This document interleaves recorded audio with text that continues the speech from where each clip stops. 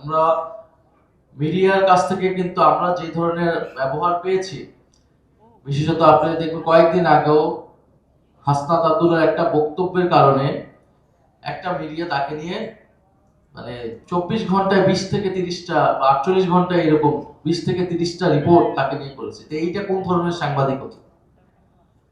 আপনার হাউসের মালিকের বিরুদ্ধে সে দুর্নীতি করতে পারে, তার অনেক অভিযোগ থাকতে পারে, সে একজন যদি কর্পোরেট হাউসে তার বিরুদ্ধে যদি আমরা কথা বলি, তাহলে সেটাকে আপনি এইভাবে এটা কোন সাংবাদিকতা কিনা? কিংবা বিভিন্ন রিপোর্ট হয়েছে আমাদের নামে এবং ছাত্র নেতৃত্বদেরকে ক্যারেক্টার অ্যাসাসিনেশন করা, তাদের চরিত্র হনন করা, যেহেতু ছাত্ররাই লেজিটিমেসি ছিল সেই সময়, তো ফলে ছাত্রদেরকে দুর্নীতিবাজ প্রমাণ করা, হেন চেষ্টা নাই যে করা হয় না, বিভিন্ন সাংবাদিক মিডিয়ায় কিন্তু এটা করা হয়েছে।